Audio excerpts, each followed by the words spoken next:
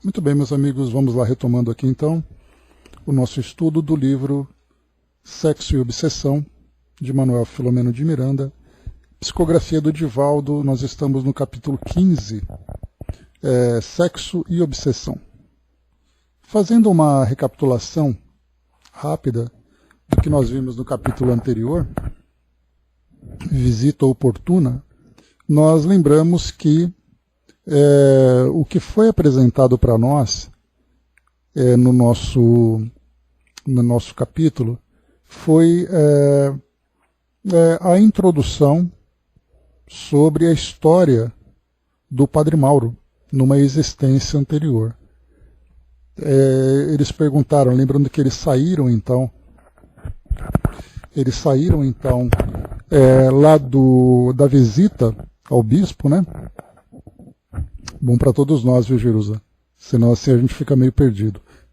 Então, a professora Eutímia e o esposo Renato saíram então da reunião com o bispo, depois que eles foram tratar da questão do Padre Mauro na escola, e eles então foram em direção à instituição, onde ali eles estavam desenvolvendo o trabalho para os preparativos da noite, quando viria então a visita, né, quando teriam a visita do Marquês de Sade, para tratar daquelas questões tão delicadas, tão problemáticas que eles estavam vivendo.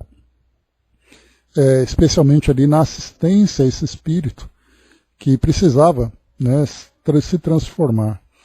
No meio do caminho, o Filomeno então pergunta qual é exatamente a história do Padre Mauro, qual a relação dele com o Marquês de Sade.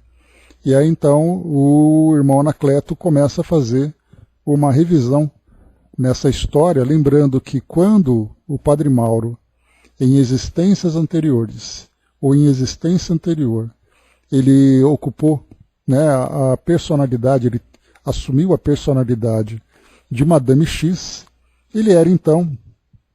ela era então aquela responsável por criar aquele grupo de espíritos que viviam, né, nos abusos, nos desequilíbrios da sexualidade, naquele local onde ela controlava. E o Marquês de Sade era um de seus clientes, dentre tantos outros. E esse vínculo então se estabeleceu ali. Foi perguntado se aquela tinha sido a última encarnação do Padre Mauro, e aí então foi lembrado que não, que de Madame X, após a desencarnação, numa condição bastante difícil, dolorosa, ela volta a reencarnar na França, numa personalidade feminina, porém sofrendo muito com abusos, com estupros, que ela viveu numa região bastante violenta da França, e ela então desencarna também numa situação bastante problemática, porém com menos culpa, porque agora ela começava então a coletar, a colher o resultado das suas ações. Depois ela vem para o Brasil, reencarna como um homem, mas também vivendo muitos dramas, né? Lembrando que essas duas últimas encarnações, tanto na França como no Brasil, ela trouxe marcas perispirituais bastante marcantes e bastante dolorosas também. E agora, nessa terceira reencarnação, ele vem como Padre Mauro. E foi perguntado também a relação da mãe do Padre Mauro, que é essa benfeitora, que acompanhava então o filho já há bastante tempo. Foi lembrado que desde a época de Francisco de Assis, lembrando que ele viveu ali por volta de 1200, portanto ali século XIII, desde aquela época, quando o Padre Mauro se vinculou à igreja, seguindo ali a ordem dos franciscanos, ele então, no caso Francisco de Assis já havia desencarnado, e a ordem tinha sido montada, e o Padre Mauro fez parte dessa ordem, como um religioso, porém cultivando poder, vaidade, desequilíbrios diversos, né? Então a gente vê que não é de agora que ele traz essa tendência que acabou ali encontrando o seu ápice exatamente na época napoleônica, né? Da época da Revolução Francesa, Então a gente vê que desde o século XIII, e agora nós estamos tratando do século XVII, século XVIII e agora século XX, quando ele reencarna como Padre Mauro, são 7 séculos que esse espírito vem se arrastando nesse drama da sexualidade e das tendências inferiores. E a mãe dele vem acompanhando também, desde aquela época, tentando assistir esse espírito para que ele possa se renovar, se transformar. Então, essa aqui é uma oportunidade valiosa que ele vem tendo. Só que para que ele consiga, de fato, se restabelecer, há a necessidade de romper todos os vínculos dessa influência que ele sofre por parte desse grupo de espíritos, dessa comunidade no plano espiritual, que aqui é chamada de cidade perversa, em especial na figura do Marquês de Sade. Né? Então, esse foi o roteiro que nós acompanhamos no estudo passado. Eles então estão naquele centro, naquela instituição, aguardando o trabalho espiritual que vai ser realizado durante a madrugada, com a presença, nesse caso com a manifestação do Marquês de Sade no trabalho mediúnico que vai acontecer através do médium Ricardo. E nesse momento, quando eles estavam se preparando, vem a visita do Dr. Bezerra de Menezes para acompanhar esse trabalho tão importante pelo fato do Marquês de Sade representar uma personalidade bastante expressiva nesse processo de desequilíbrio, não apenas dessas personagens que nós estamos acompanhando, mas no mundo de modo geral. Lembrando que ele, então, acaba influenciando e unindo um grupo expressivo de espíritos que acabam influenciando encarnados e desencarnados a respeito desse comportamento desequilibrado do uso da sexualidade. Né? Então aqui, Dr. Bezerra, então, perguntando para ele se ele poderia fazer ali uma pequena palestra para que eles se instruíssem a esse respeito, ele se coloca à disposição, e essa palestra que a gente vai acompanhar então aqui nesse nosso capítulo 15. Então vamos lá. Aqui no final, então, todos estávamos comovidos e atentos. Podia-se ouvir o pulsar de cada coração em clima de festa. Dúlcidas vibrações bailavam na atmosfera sutil da sala de intercâmbio com o mundo maior. Expectantes, portanto, aguardamos. Então assim finaliza o capítulo 14 e vamos lá para o capítulo 15. Sexo e obsessão. O lúcido amigo concentrou-se e lentamente começou a irradiar claridade argêntea que o envolvia em tonalidades variadas, produzindo-nos incomum emoção. Né? Claridade argêntea é uma claridade prateada, né? A gente lembra, né? A Argentina, por exemplo, tem um significado de prateado por causa do Rio da Prata, né?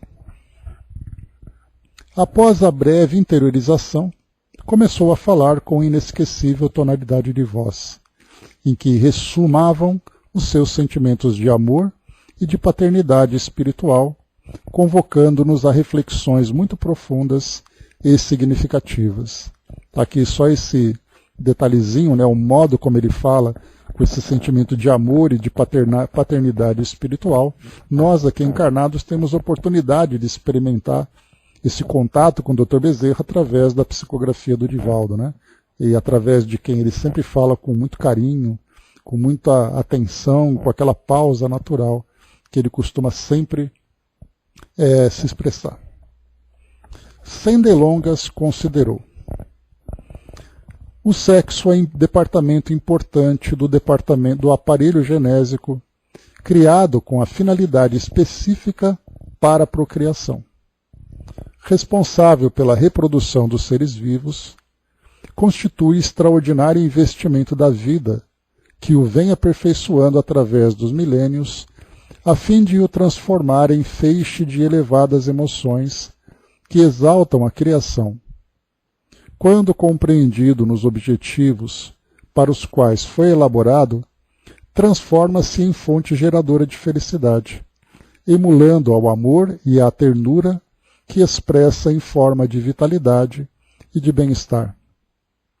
Quando aviltado por qualquer forma de manifestação incorreta, faz-se cadeia retentora do ser na paisagem sórdida ao qual é atirado. Acionado pelo instinto, manifesta-se automaticamente por meio de impulsos que induzem a coabitação para o milagre da criação de novas formas de vida. Responsável pelo invólucro material, responde pela bênção de proporcionar um instrumento corporal, mediante o qual o espírito evolve no rumo do infinito.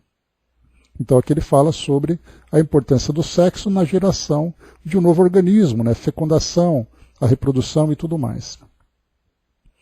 Com características próprias em cada fase do processo evolutivo, no ser humano alcança o seu estágio mais elevado por vincular-se às emoções, lentamente superando as sensações mais primárias por onde passou no período das experiências iniciais da forma animal. Responsável pelos grandes envolvimentos na arte, na beleza, na fé, no conhecimento científico e filosófico, é sede de valores ainda não desvelados. Então até aqui ele fala sobre o sexo durante todo o processo de evolução dos seres vivos. E aí ele fala que inicialmente ele é movido pelo instinto, como nós vemos na natureza. Os animais simplesmente se procriam atraídos por essa força instintiva. Já no ser humano, além da força desse instinto, vem também ali o elemento emocional, onde nós temos ali a troca de sentimentos, de emoções entre as pessoas que se relacionam. E ele vai além, dizendo para nós que ele é responsável por grandes envolvimentos nessa força criativa que André Luiz já mencionou para nós, né, nas suas obras, por exemplo, Evolução em Dois Mundos, ou então Vida e Sexo. Então ele vai trazendo para nós essas orientações. Então, envolvimentos na arte, na beleza, na fé, no conhecimento científico e filosófico, ou seja, valores ainda não desvelados, porque nós não conseguimos sair dessa influência poderosa do instinto com essas emoções ainda limitadas que nós vivemos, com esses sentimentos ainda limitados. Mas a partir do momento em que nós ultrapassamos essa barreira da limitação desse estágio em que nós nos encontramos, nós passamos a compreender a força criativa que as energias genésicas podem proporcionar para cada criatura. E ele segue. Em razão das explosões iniciais, dos impulsos a mais animalizados, vem governando a sociedade humana através dos tempos, constituindo-se instrumento de crimes hediondos e de guerras lancinantes, destrutivas, gerando consequências imprevisíveis para a sociedade de todas as épocas. Homens e mulheres de destaque na história utilizaram-no para fins ignóbeis, entregando-se a aberrações que celebrizaram determinados povos e períodos, assinalados por suas orgias e inomináveis aberrações chocantes, que, no entanto, obedeciam às paixões dominantes. Da mesma forma, produziu manifestações de sentimentos afetivos celebrados em obras de incomparável beleza, em que a renúncia e a abnegação, o sacrifício e o holocausto se transformaram em opções únicas para dignificá-lo. Então a gente vai encontrar aqui, por exemplo, como ele coloca no decorrer da história, na relação entre os indivíduos, a violência, os abusos. Aí no caso a gente vai lembrar sempre que quando se fala no sexo, você vai falar sobre gestação, sobre aborto, sobre relacionamentos que são formados por interesses. Nós vemos no decorrer aí da Idade Média, por exemplo, quantas e quantas famílias se unem baseadas nos interesses e também ali na força dessa união da sexualidade, que depois acaba se transformando ali numa relação extremamente dramática, problemática, que é marcado por fatos na história, mas além da história, marca também a vida dos indivíduos que estão envolvidos. Mas ao mesmo tempo, o oposto também nós encontramos, a beleza desse sacrifício, dessa abnegação de indivíduos que se juntam nessa comunhão, mas com propostas, com propósitos elevados. Vamos lá.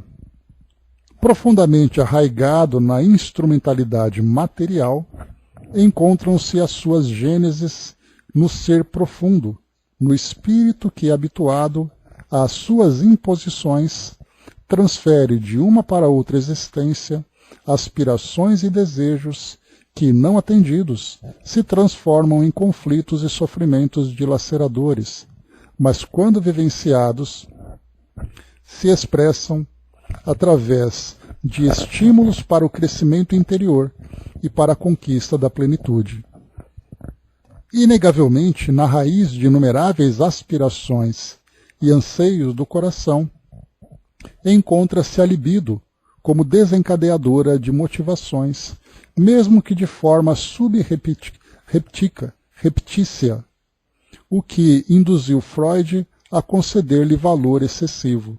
Então, ainda que essa libido, esse impulso, essa força, seja para nós uma força inspiradora, ela ainda acontece de uma forma instintiva, predominando muito mais essa força do instinto animal do que o racional, o afetivo, sentimental. É incontestável a ação do sexo no comportamento da criatura humana, merecendo estudos cuidadosos e enobrecedores, a fim de ser avaliado no grau e no significado que possui. E aqui a gente fala no comportamento da criatura humana, a gente fala aqui de numa esfera muito mais teórica, mas se nós olharmos, por exemplo, na forma como nós nos comportamos, nós vemos, por exemplo, nos filmes, nas séries, nas relações, nas festas, nas roupas, nos produtos, tudo isso então envolvendo sempre essa força do erotismo, essa força do interesse, muito mais o físico do que o intelectual, por exemplo. Não raras vezes nós vamos encontrar simplesmente numa propaganda de uma venda de carro em que são colocadas duas pessoas com beleza chamativa para poder vender um produto.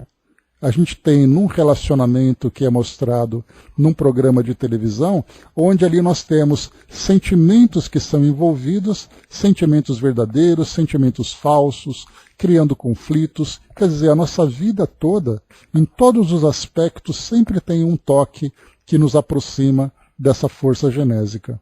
E ainda pelo fato de nós não sabermos ministrá-la, não sabermos direcioná-las, nós sempre acabamos, e sempre não, né, mas quase que de um modo geral, nós acabamos sempre nos envolvendo em situações que geram de alguma forma conflitos em nossas vidas.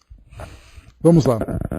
Bastando lembrar, por exemplo, né, que quantos e quantos são os casamentos, quantas e quantas são as crianças que nascem e os casamentos que são formados e deformados e também desmanchados por causa do desentendimento das pessoas, dos casais na relação sexual. Então, quer dizer, a psicologia, como foi colocado para nós, a psicologia tem ali um prato cheio de elementos para poder estudar a natureza humana. Os seus impulsos e predominância no comportamento são tão vigorosos que vão além do corpo físico e imprimem-se nos tecidos sutis do ser espiritual, continuando as suas manifestações de variada ordem, exigindo respostas que, não sendo de superação e sublimação, geram caos emocional e revinculam o ser ao carro orgânico que já se consumiu. Ou seja, né, nós continuamos ainda, mesmo após a nossa desencarnação, vivendo no plano espiritual os conflitos dessa força genésica mal administrada, fazendo com que nós, embora desencarnados, queiramos ainda viver o comportamento que nós tínhamos aqui, fazendo do corpo físico um instrumento de satisfação do sexo e no plano espiritual, sem o corpo físico, o espírito querendo ainda continuar a dar vazão a essa força, o que gera nele todos esses conflitos que nós encontramos. Por exemplo, através dos processos de obsessão, em que ele se vincula a um indivíduo ou a um grupo de indivíduos encarnados para satisfazer aquilo que ele já não consegue no plano espiritual. Bom dia, Didima. mediante a ideoplastia, ou seja, através do moldar do seu perispírito pela força mental, a fixação nas suas sensações revigora a necessidade, entre aspas, que se transforma em tormento no além-túmulo, conduzindo de volta aos estágios perturbadores da organização somática. Então ele volta para a reencarnação, mas não volta trazendo grandes missões. Ele volta, embora com compromissos, sofrendo os efeitos desse desequilíbrio. É nessa fase, nesse terrível transtorno, que surgem as auto-obsessões, as obsessões que são impostas às criaturas terrenas, que estagiam na mesma faixa de desejos ou entre os desencarnados do mesmo nível vibratório. Reunidos em grupos afins, as suas exteriorizações morbíficas eliminam energias de baixa qualidade, que se convertem em elemento construtor de regiões infelizes, onde enxameiam em convulsões penosas e retém aqueles que se lhe fazem vítimas, demorando-se por tempo indeterminado até que a exaustão dos sentidos e o tédio os induzam a mudanças de atitude, permitindo-se a ajuda do amor que os libertará da injunção exaustiva e penosa. Então esses espíritos que, fixados nessa ideia, nessa monoideia, né, nessa auto-obsessão, ele acaba então até o momento em que, somente quando o espírito diz, eu não aguento mais, eu preciso de ajuda, que é o que nós encontramos aqui no nosso mundo, né, quando nós pensamos, né, chegou no fundo do poço. Nesse momento, então, é hora da ajuda. Então, os espíritos que são observadores dessas regiões, acompanhando esses tantos espíritos, eles ficam ali o tempo todo esperando que a própria natureza faça com que cada indivíduo se mostre em condições de receber ajuda. Não adianta querer violar a consciência, né? O livre-arbítrio, a gente lembra sempre, é uma das principais leis do universo que Deus nos concede, ainda que seja um livre-arbítrio assistido ou um livre-arbítrio relativo. Mas enquanto nós escolhemos viver daquela forma, desde que isso se restrinja ao nosso próprio mundo íntimo, nós ficamos ali, até o momento em que nós mesmos tomamos a iniciativa de querer mudar. Claro que nós recebemos todos os incentivos, todos os estímulos, mas sem jamais violar as nossas escolhas. Daí então a exaustão dos sentidos e o tédio que eles então vão nos induzir a mudanças de atitude, permitindo a ajuda do amor que nos libertará da injunção exaustiva e penosa. E aqui nós vemos espíritos que ficam, como nós já conversamos inclusive, né, no nosso estudo passado, séculos e mais séculos nessa mesma condição. Algo que para nós parece impensado, né? Imaginar um espírito que fica durante 200, 300, 400, 500 anos patinando, escorregando nessa mesma situação, nessa mesma condição. Fez-se uma pausa oportuna a fim de dar-nos ensejo à reflexão, à absorção do conteúdo da sua mensagem. No mesmo tom, pausado e profundo, logo deu prosseguimento às explicações de alto significado. Quando emulado pelo amor, seu dínamo possuidor de inesgotáveis reservas de energia, altera a manifestação e conduz-se rico de estímulos que fomentam a coragem, propiciam o bom ânimo, o desejo de luta e de crescimento, alterando a estrutura interna do ser humano e a condição da humanidade que se transforma para melhor. Diante dos grandes eventos da cultura, da arte, do pensamento, da fé, pergunte-se ao amor o que constituiu razão para essa realidade. E ele responderá que foram os sentimentos de ternura e de envolvimento afetivo, sem os quais não se teria força nem valor para resistir às investidas da rebeldia, nem às incessantes provas desafiadoras, ante as quais somente os fortes, aqueles que estão estruturados na coragem e seguros dos objetivos que perseguem, conseguem ultrapassar. O amor é o mais vigoroso instrumento de incitação para os logros que parecem impossíveis de ser conquistados. Ele se manifesta através de 1000 faces, expressando-se em todas as aspirações do enternecimento, da comunhão afetiva, da fusão de sentimentos, que seriam o êxtase da plenitude do sexo no seu sentido mais elevado e puro.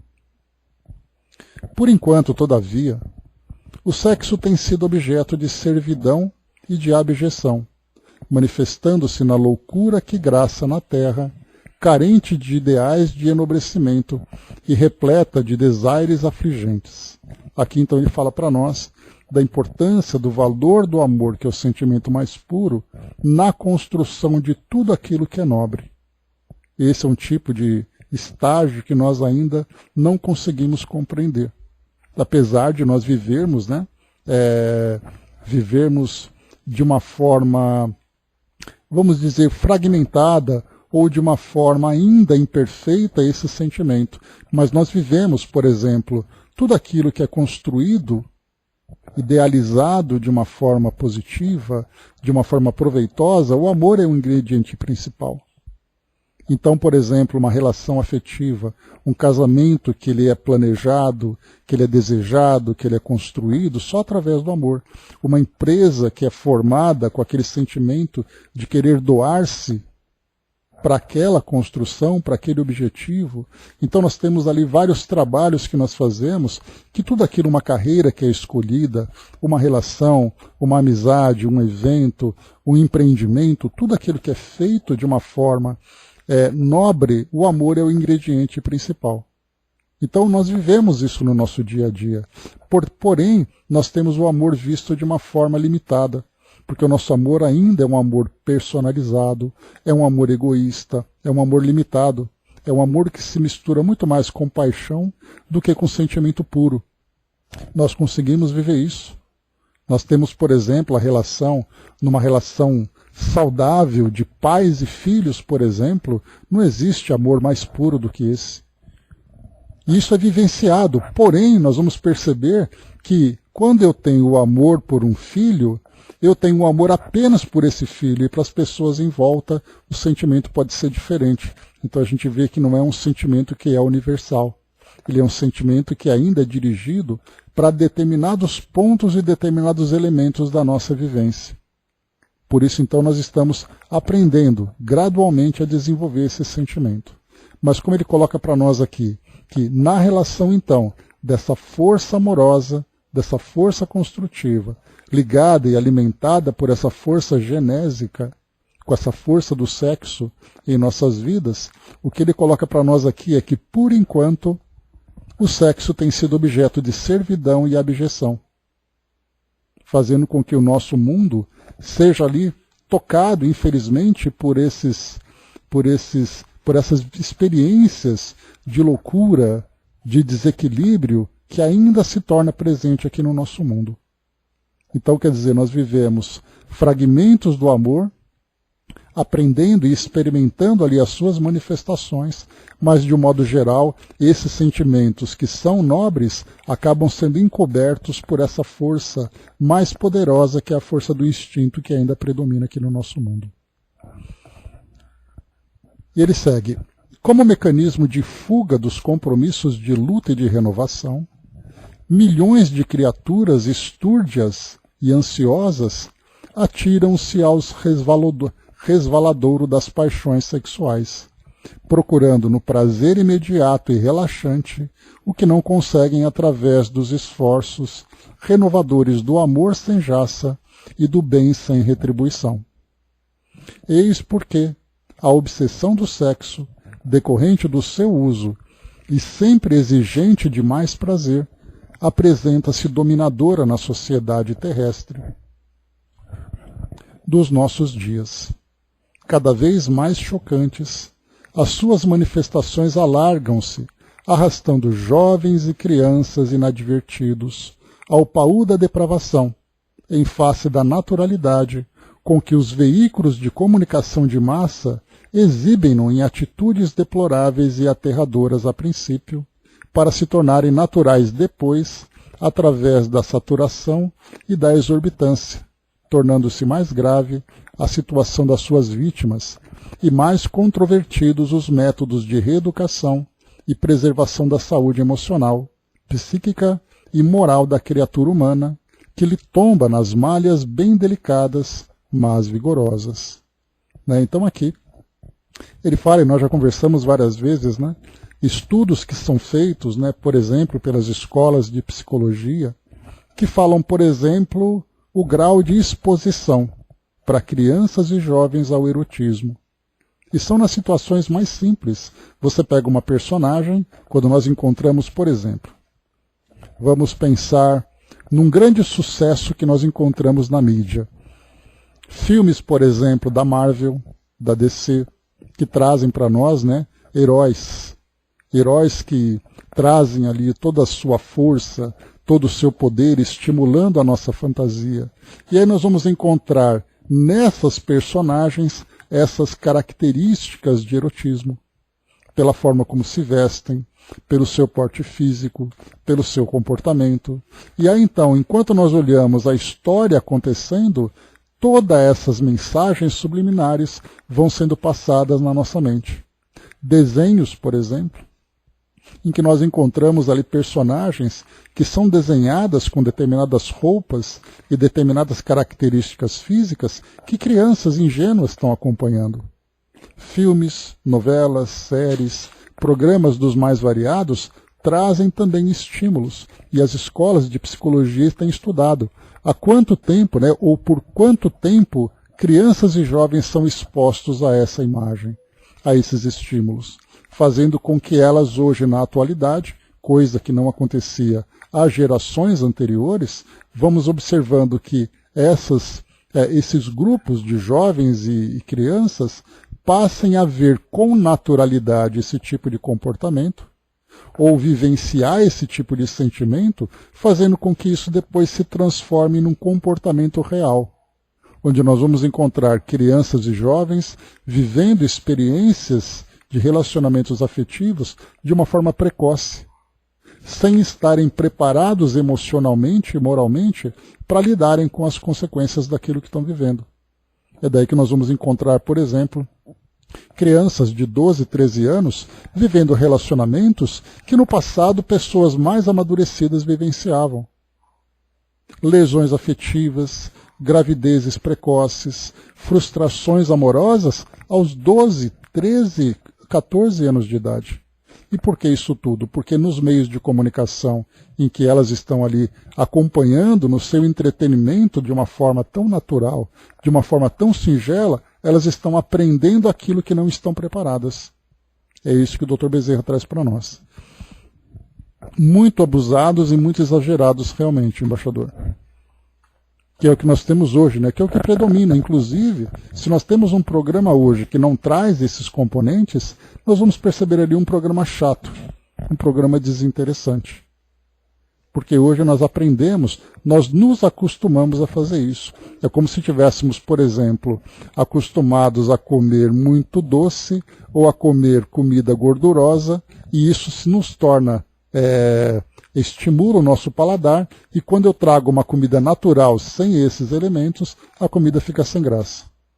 Então, quer dizer, nós vamos psiquicamente, e não apenas psiquicamente, mas também vivendo as suas emoções, e isso acaba nos tornando dependentes desses sentimentos e dessas emoções. E ele segue. Simultaneamente, quer dizer, enquanto isso acontece aqui no mundo físico, simultaneamente, as legiões de espíritos viciosos e dependentes dos fluidos degenerativos, das sensações perversas, sincronizam suas mentes nesses comportamentos doentios, passando a sofrer-lhes as injunções morbosas e devastadoras. A cada dia, mais difícil se torna a saúde sexual das pessoas, em razão destes e de outros fatores que procedem de reencarnações transatas, nas quais se comprometeram com os usos indevidos da função sexual ou utilizam-se do sexo para fins ignóbeis.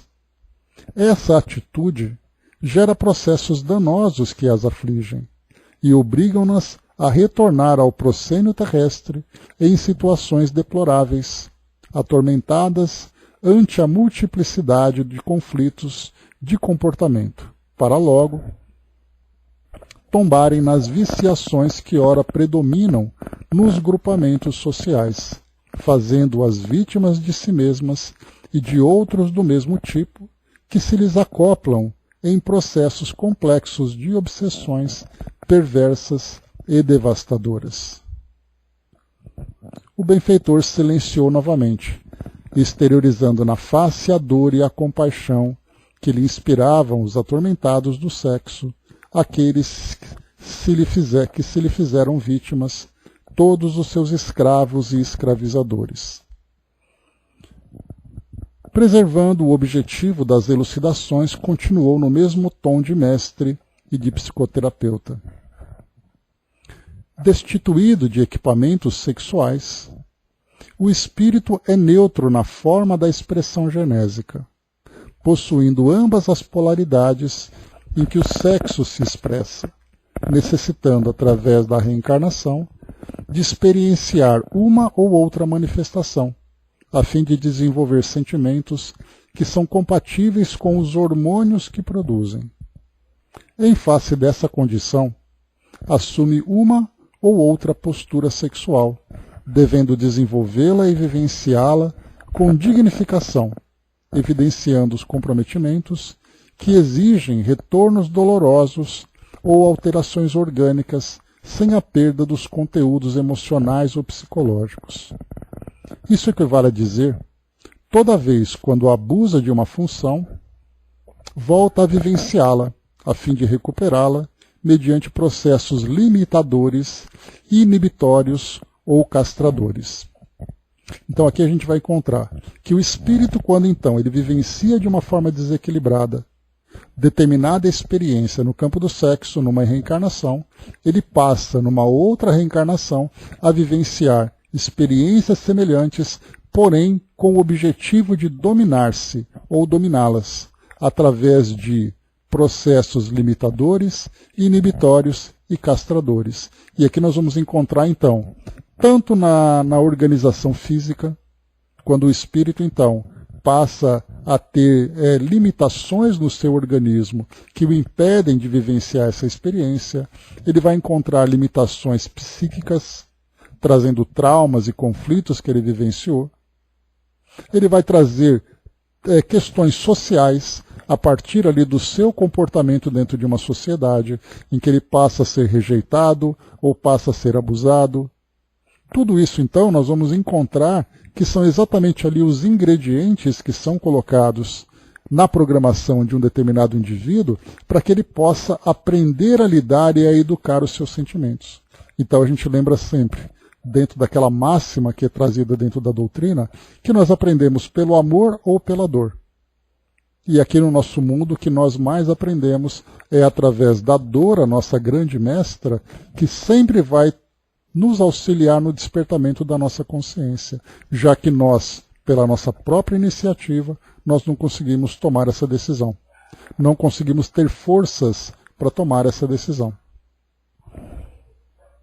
Ele segue. Jamais, porém... Não, aqui por um pouquinho só... aqui em cima, tá. Todavia, se insiste em perverter-se, quer dizer, se o espírito teimoso se mantém naquele mesmo comportamento, mesmo diante de todos esses processos educativos, todavia se insiste em perverter-se, atendendo mais aos impulsos do que à razão, dominado pelo instinto antes que pelo sentimento, retorna em outra polaridade que não o capacita para sua manifestação conforme desejara, correndo o risco de canalização de energias de forma equivocada. E assim acontecendo, o fenômeno se torna mais grave, produzindo danos perispirituais que irão exteriorizar-se em transtornos profundos de personalidade e da aparelhagem genésica. Aqui o Dr. Bezerra ele entra num ponto que ele é bastante sensível para nós hoje na atualidade. Quando ele fala quando o indivíduo retorna em outra polaridade, significa que ele retorna em outro organismo com outro sexo. Então a gente vai lembrar que nós temos, né, 3 elementos importantes que nós sempre reforçamos e vale a pena a gente sempre manter isso bem claro para a gente poder entender o comportamento de um indivíduo de suas várias formas, né? Então nós temos o sexo, que se refere à biologia. O indivíduo reencarna no sexo masculino ou no sexo feminino. O seu corpo, a sua genética determina isso. Depois nós temos a sexualidade, que é a forma como ele lida com o seu organismo na sua relação consigo mesmo e com os outros. Quer dizer, com quem ele se relaciona? De que forma que ele se sente, ele sente satisfação na relação sexual? Isso é a sua sexualidade. E nós temos um terceiro elemento que é o gênero. Como ele se vê diante do corpo que ele possui. E aí nós vamos encontrar, por exemplo, na homossexualidade, na bissexualidade e todos os tipos de comportamento de um indivíduo na relação do seu psiquismo com o seu organismo.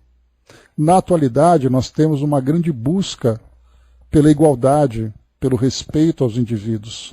Porém, ao mesmo tempo que nós buscamos o respeito, nós buscamos essa liberdade. Liberdade essa que muitas vezes pode trazer para o indivíduo muito mais problemas do que solução. Nós tivemos recentemente, como nós já conversamos, uma manifestação na abertura dos Jogos Olímpicos, reforçando a ideia da liberdade de gênero, para que todos pudessem participar. Porém, a forma como eles buscavam significava que o indivíduo que deseja o respeito, deseja a liberdade, ele pode se manifestar como ele bem quiser. Ou seja, essa manifestação seja feliz vivendo da forma como você quer. Porém, essa felicidade vem através da busca pelo sexo e não da busca pela felicidade em si. E isso se dá não apenas dentro da relação desse universo homossexual que nós podemos chamar, mas também no universo heterossexual, em que nós temos ali os indivíduos que têm ali, né, no seu gênero, o masculino no corpo masculino, o feminino no corpo feminino, e se relacionando com absoluta naturalidade, sem pensar no respeito da afetividade, sem pensar no respeito que o outro precisa. Então, seja heterossexual, seja homossexual, nós pensamos na liberdade de ser feliz. Mas qual exatamente a felicidade que se busca? É isso que o Dr. Bezerra traz para nós, que muitas vezes o indivíduo, não conseguindo vivenciar de uma forma equilibrada a sua relação consigo mesmo, ele então muda de polaridade. Porém, nessa mudança de polaridade, nem sempre ele consegue viver essa mudança, essa transformação de um modo equilibrado, de um modo saudável, fazendo com que para ele isso se torne muito mais um drama do que uma solução, fazendo com que isso agrave ainda mais os seus próprios conflitos. Cindizinha colocou, né? Desculpa se não couber a pergunta, sempre cabe. A partir desse pensamento, a gente pode pensar que o sexo biológico é uma experiência necessária? Se sim, como fica a questão da designação sexual? Seria uma fuga? Pois é, Cindizinha, é exatamente isso que eu estava colocando. O nosso pensamento atual hoje pensa nessa ideia da liberdade, que o indivíduo tem a liberdade de ser aquilo que ele quer ser, que o indivíduo tem a liberdade de viver aquilo que ele deseja ser. Porém, quando nós olhamos por essa perspectiva mais elevada do espírito, a gente percebe que as experiências que nós vivemos aqui, com os recursos que são oferecidos para nós, não é bem assim para deixar o indivíduo fazer o que ele quer. Porque, como foi colocado aqui em cima, voltando para nós aqui um pouquinho, ele coloca, voltando aqui uma página, ele diz assim, em face dessa condição, assume uma ou outra postura sexual, devendo desenvolvê-la e vivenciá-la com dignificação.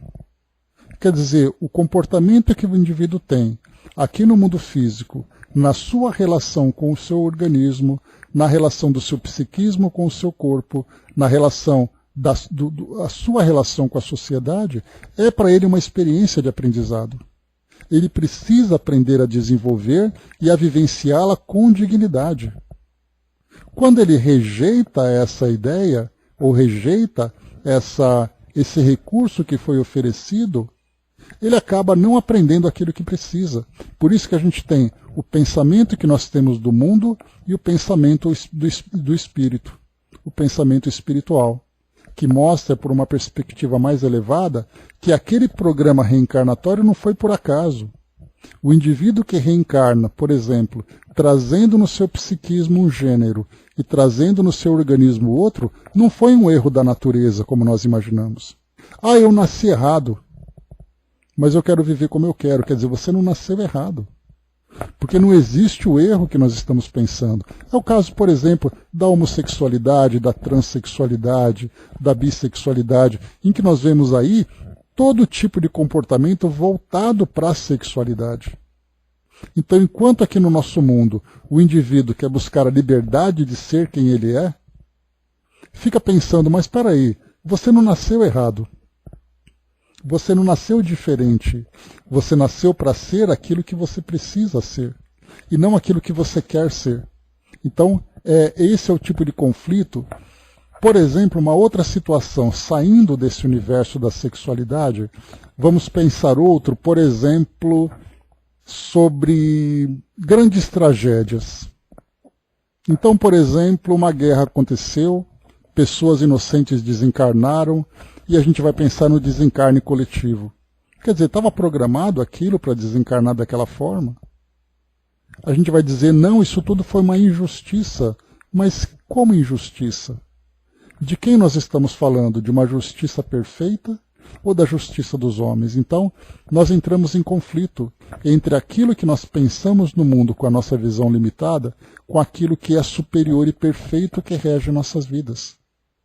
E é difícil você imaginar que você precisa se alinhar à justiça e não fazer com que a justiça seja da forma como nós queremos. Esse é um grande drama que nós vivenciamos, o fato de não termos uma compreensão clara dessa realidade. Mas a gente falar algo nesse sentido hoje, vamos ser taxados de... Pois é, exatamente isso, Cindizinha.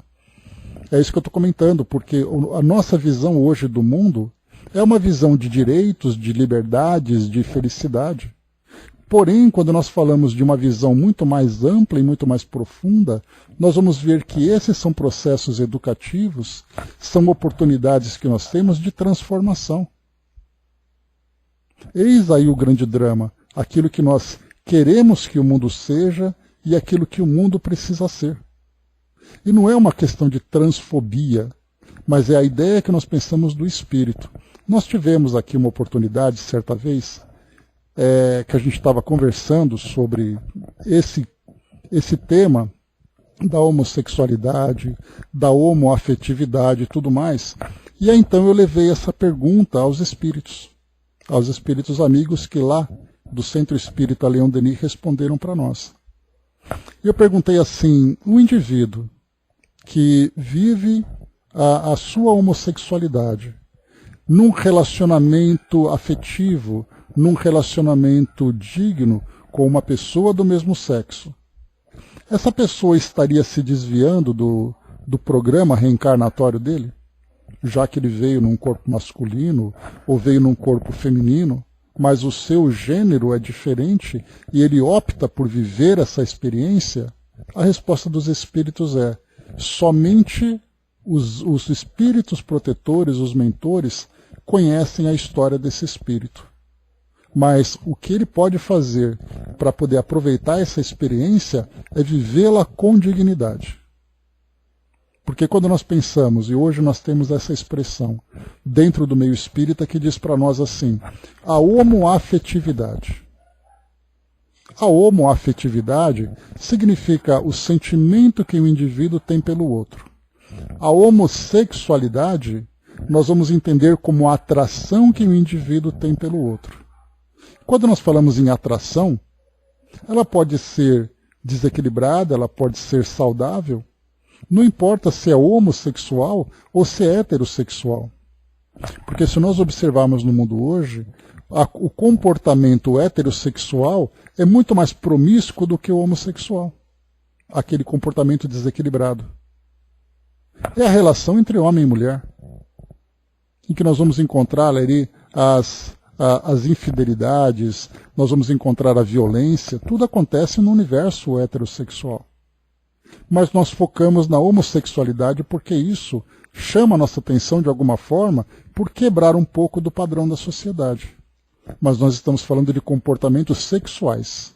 Mas quando nós falamos em relações afetivas, aí nós falamos de algo mais puro, algo mais verdadeiro. Então, aquilo que o indivíduo vivencia com dignidade, ainda que seja uma relação homoafetiva, diz respeito a ele os reajustes que ele precisa fazer na sua existência. Assim como na relação heteroafetiva, depende do indivíduo também vivenciar isso. Mas como nós estamos estudando, nós somos estudantes, nós queremos respostas, nós queremos entender o processo. Só que nós não temos ainda a capacidade. Porque nós não sabemos exatamente qual é a história daquele indivíduo, de que forma que ele lida com sua sexualidade, de que forma que ele lida com seus sentimentos. Então nós vamos sempre compreender que nada acontece por acaso, que essa ideia de que a natureza trouxe errado, né? Eu nasci errado, eu estou num corpo com meu psiquismo, não é errado. É o indivíduo que gostaria de continuar vivendo aquela tendência, mas ele agora precisa aprender a lidar com uma nova experiência. E mesmo que eu não aceito isso, você pode aceitar, pode não aceitar, não importa. Aquilo que é determinado por essa lei, por esse programa, que nós entendemos que é verdadeiro, que é concreto, que é legítimo, que é perfeito na sua própria essência, isso vai muito acima do nosso querer ou desquerer. Eu não concordo, problema seu. Mas as coisas são como são. Quando o indivíduo, então, que ele vive aquele momento, e ele fala que ele não aceita, no mundo espiritual ele vai ter oportunidade de conhecer-se e conhecer a sua própria história. E aí então ele vai compreender o porquê das coisas. Não temos como simplesmente fazer julgamentos. Cada um, o importante seja heterossexual, seja homossexual, viva a sua experiência com dignidade. Porque isso que ele está vivenciando, que nós estamos vivenciando, não é por acaso, não é por acidente e não é de uma forma errada, mas é sempre visando nos oferecer recursos para que a gente possa crescer com dignidade espiritualmente. Se nós não entendermos essa realidade do espírito, é uma limitação que nós temos hoje de compreensão, mas haverá um momento em que nós vamos compreender. Angelina colocou, né, todo o processo do ser humano deverá ser observado numa construção moral, que é exatamente isso. Quer dizer, não importa qual é o gênero, não importa qual o corpo físico, não importa onde você reencarne, o seu propósito é um crescimento moral, que é o que de fato vai te trazer a felicidade do espírito. Tudo aquilo que nós focamos na satisfação imediata, nós sempre estamos nos desviando do propósito maior. Então não importa se você é saudável ou doente, pobre ou rico, se é heterossexual ou homossexual, se você é inteligente ou ignorante, o seu objetivo será viver a sua experiência dentro do campo moral, ou seja, o que você faz para si mesmo e para o outro naquela experiência que você está vivendo. É isso que você semeia, é isso que vai ser colhido. Esse é o foco principal que nós temos que pensar no crescimento do espírito e não na satisfação imediata que nós queremos tanto buscar aqui no nosso mundo.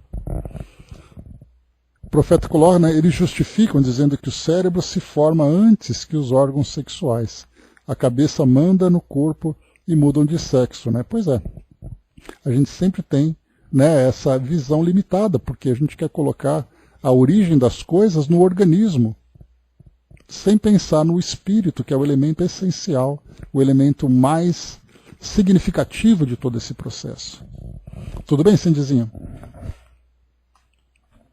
Avançando, vamos lá, para a gente poder continuar.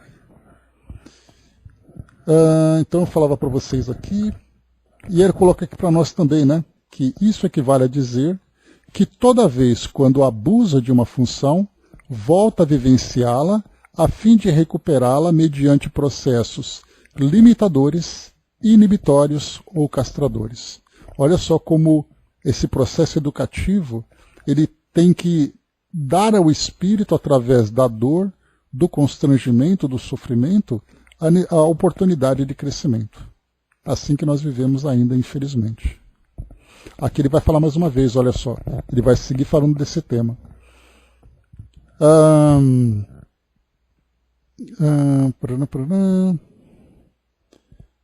Aí muda de polaridade e tal. Ele coloca assim, ó. Em face dos processos evolutivos, muitos espíritos transitam na condição homossexual, o que não lhes permite comportamentos viciosos, estando previsto para o futuro um número tão expressivo que chamará a atenção dos psicólogos, sociólogos, pedagogos, que deverão investir melhores e mais amplos estudos em torno dos hábitos humanos e da sua condição sexual. Olha só como ele coloca, quer dizer, não lhe permite comportamentos viciosos, mas muitas vezes nós insistimos em comportamentos viciosos, mesmo com essas limitações, com essas inibições, com essas castrações. Porque nós não entendemos que isso faz parte, as experiências que nós vivemos aqui no nosso mundo hoje, essas experiências fazem parte desse processo de educação que nós estamos vivenciando. Mas nós somos rebeldes, nós não queremos a educação, nós queremos a satisfação. Ele continua. Jamais, porém, se deve esquecer que o sexo, como qualquer outro órgão que constitui o corpo, foi elaborado para a vida, e não para esta, para aquele. E não esta para aquele, quer dizer, o órgão que constitui o corpo foi elaborado para a vida, e não a vida criada em função do sexo. Respeitar-lhe a função, utilizar-se dela com dignidade e elevação, reflexionar em torno dos objetivos da vida, fazem parte do compromisso para com a existência, sem o que são programados dores e conflitos muito graves durante o trânsito das reencarnações.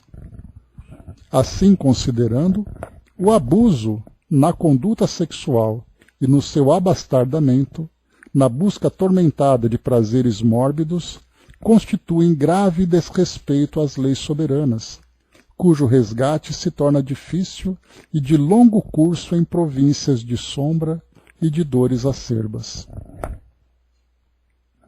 Só um instantinho.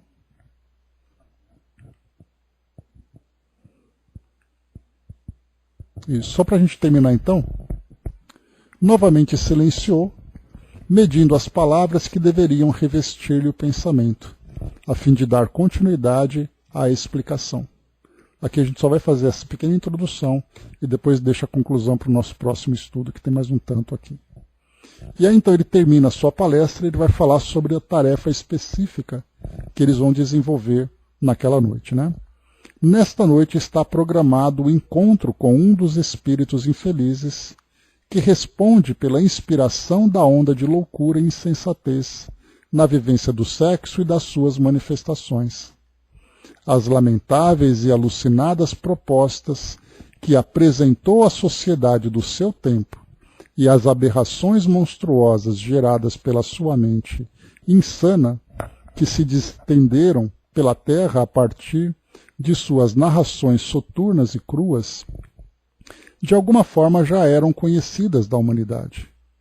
Ei-las presentes nos hediondos espetáculos de Sodoma e Gomorra, da Babilônia, de Pompeia, da Grécia e de Roma, com seus atormentados imperadores, de algumas cortes devassas da Idade Média, havendo, porém, encontrado maior ressonância a aceitação pelos infelizes após as vivências do inditoso Marquês de Sade.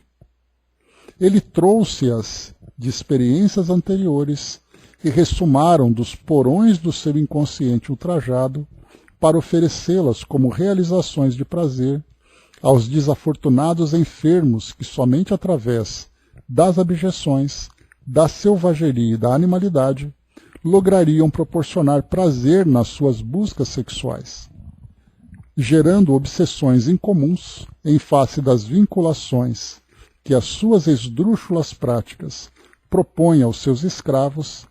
A legião de infelizes infelicitadores é expressiva e aterradora ainda hoje na Terra. Somente através da compaixão, elevada a uma grande potência, é que podemos joerar esse solo sáfaro e pedregoso sob um aspecto e pantanoso e pútrido sobre outro, que é o da área genésica do ser humano, quando desrespeitada, a fim de semear equilíbrio e harmonia indispensáveis à comunhão feliz das almas. Ante a situação deplorável em que muitos estorcegam nas apertadas malhas dos vícios sexuais e daqueloutros que os acompanham, tais o alcoolismo, o tabagismo, a toxicodependência, a banalização dos valores éticos e da vida, a lei de destruição, conforme assevera Allan Kardec em O Livro dos Espíritos, exercerá a sua função, destruindo para renovar, isto é, chamando ao sofrimento e aos desastres coletivos, às aflições chocantes, às lutas ensandecidas, aos trágicos acontecimentos, para que, por fim, os espíritos rebeldes apertem para a realidade, para o significado da existência terrena, para os objetivos que tem pela frente, utilizando-se do corpo, do sexo, mas não vivendo apenas e exclusivamente deles ou para eles. Esse abuso resultante da utilização descabida responde pela loucura generalizada que a vida se encarregará de eliminar. Ainda temos um tanto aqui, pessoal. Vou aguardar por aqui. Apesar de... Deixa eu ver aqui. 1, 2, 3, 4... temos aqui. Depois a gente continua, então. Então a gente para por aqui. O Dr. Bezerra ele vai só finalizar o seu raciocínio e depois vai fazer a introdução para o trabalho que vai se realizar naquela noite, né? Ou que se realizaria naquela noite, que era exatamente o encontro da senhorita Keller com o Marquês de Sade. Esses dois espíritos, que a gente lembra, né, quando esse encontro foi proposto ao Marquês de Sade, naquela visita da equipe do irmão Anacleto, ele simplesmente ficou chocado com o nome daquela mulher, que provavelmente então, né, pelo que nós entendemos, era alguém que ele viveu, que ele teve uma relação no passado e que há muito tempo ele não encontrava, e que agora esse reencontro vai se dar. E ele então aceitou estar presente naquela noite, lá naquela instituição. Então nós vamos acompanhar no nosso próximo encontro o desenrolar, então, primeiro a